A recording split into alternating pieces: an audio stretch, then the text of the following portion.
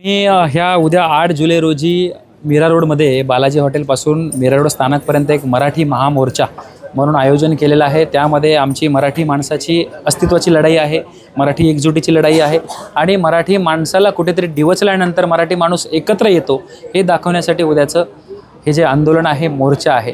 या खरं तर मोर्चाची गरज या मीरा भाईंदरमध्ये कधीही पडली नव्हती आणि या मीरा भाईंदरमध्ये किंवा महाराष्ट्रामध्ये मराठीच्या विरोधामध्ये, मराठी माणसाच्या विरोधामध्ये मोर्चे काढले जातात ही देखील पहिलीच घटना आहे। या ठिकाणचे जे शांतिप्रिय आमदार आहेत त्यांनी एक शब्द वापरला गेला। मुळात तुम्हाला घटना सांगतो, ज्या दिवशी एका राजकीय पक्षाच्या कार्यकर्त्यांनी ते ग्राहक, राजकीय पक्षाचे माणूस म्हणून त्या ठिकाणी गेले नव्हते, त्या ठिकाणी ग्राहक म्हणून गेले होते। एखादा ग्राहक एखाद्या दुकानामध्ये जातो तर त्या ग्राहकाच्या भाषेमध्ये सेवा मिळणे हे राज्य शासनाचा नियम आहे। तुम्ही ग्राहक म्हणून त्या दुकानदाराला आपल्या भाषेमध्ये सेवा मागू शकता, हा राज्य शासनाने नियम केला आहे, प्रशासनाने ते तपासून बघावं। त्या ठिकाणी तो उद्धट वागल्यामुळे त्याला प्रतिउत्तर आमच्या काही सहकाऱ्यांनी, मराठी सहकाऱ्यांनी दिलेलं होतं आणि त्यावरती कारवाई देखील झाली, गुन्हा देखील नोंद झाला, पोलीस ठाण्यामध्ये देखील आमचे सहकारी गेले। 2 थापडा मारल्यावर फक्त NC होते आणि याच्या आधीचे आपल्याकडे पोलीस विभागामध्ये रेकॉर्ड आहेत। गुन्हा नोंद करून मोठ्या मोठ्या घटनेमध्ये गुन्हा नोंदवण्यासाठी आमच्यासारख्या माणसाला अनेक वेळा जावं लागतं, हा इतिहास आहे सर्व पोलीस ठाण्यांचा। मग या 2 थापडामध्ये असं काय घडलं की गुजराती मारवाडी समाजाचा उल्लेख या ज्या ठिकाणचे सोगशीत हे जे नेते स्वतःला म्हणवतात त्यांनी केला आणि हे वातावरण तापवलं, ज्यामुळे गुजराती मारवाडी समाजाने मोर्चा काढले। त्या मोर्चामध्ये अनेक महिलांनी अपशब्द वापरले, मराठी माणूस भिकेला लागेल असे शब्द वापरले। काही समाजकंटकांनी व्हिडिओ बनवला, त्यावरती गाणे लावले की आता आमची बारी, लढेंगे काटेंगे तलवारे निकालेंगे, असे जे हिंदीमधले काही त्या ठिकाणी आम्हाला हिंदी समजत नाही परंतु ते गाणे लावले।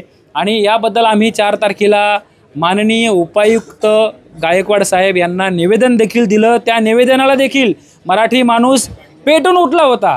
एखादं निवेदन द्यायला किती लोकांनी जावं? 4 लोकांनी, 5 लोकांनी, 10 लोकांनी जावं, परंतु त्या निवेदनाला या शहरामधले 1000-2000 मराठी माणसं एकवटले आणि त्यांची अशी भूमिका आहे की आज आपल्याला हे मराठी बोलण्यावरून जर मोर्चे काढत असतील, आम्ही मराठी बोलणार नाही, वाटल्यास आम्ही दुकाने बंद ठेवू, वाटल्यास आम्ही हे शहर तुम्हाला शहरातून बाहेर काढू, अशी यांची भूमिका त्या आंदोलनातून दिसली आणि त्या मोर्चा काढला गेला। कोणत्याही पोलिसाला माहिती नाही आहे या राज्यामधला गोपनीय विभाग देशामधला मानला जातो। आज एवढा मोठा मोर्चा त्यांनी काढला, आमच्या गोपनीय विभागाला माहिती नव्हता। आज आम्हाला नोटीस देता, मराठी माणसाला दाबण्याचा प्रयत्न करा। दरवेळी मराठी माणूस सहिष्णू भूमिका घेतो, स्थानिक आहे म्हणून आमच्या पोलीस प्रशासनाला सहकार्य करतो। कारण काय आहे, कायदा व्यवस्था आपल्याला आपण पाळली पाहिजे, कारण आपण कुठेही पळून जाऊ शकत नाही, आपलं राज्य आहे, आपल्याला इथेच राहायचं आहे, म्हणून आम्ही कायदा सुव्यवस्था हे बघूनच या ठिकाणी कुठलंही काम करतो। आज हे जे मोर्चे निघाले यांना का नोटीस दिल्या नव्हत्या? यांच्यावरती गुन्हे नोंदवण्यासाठी आम्हाला मागणी करावी लागली हो, आणि आज आम्हाला नोटीस मिळतात। मला काही माझ्या बांधवांनी सांगितलं, तर हे माझी पोलीस आयुक्तांना देखील विनंती आहे की तुम्ही मराठी माणसाची मुस्कटदाबी करू नका।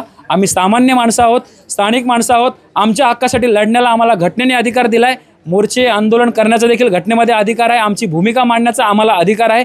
त्यामुळे उद्याचा 8 जुलै रोजीचा मोर्चा हा बालाजी हॉटेलपासून मीरा रोड स्थानकपर्यंत निघणार आणि बहुसंख्य मराठी माणसं या ठिकाणी जमणार आहेत। त्यामुळे सकाळी 10 वाजता ठीक बालाजी हॉटेल या ठिकाणी जमावं असं आपल्या या वाहिनीच्या माध्यमातून मी मराठी एकीकरण समितीचा प्रतिनिधी आणि या पक्षाच्या सर्व विविध पक्ष संघटनेचा प्रतिनिधी म्हणून आपल्या माध्यमातून करतोय।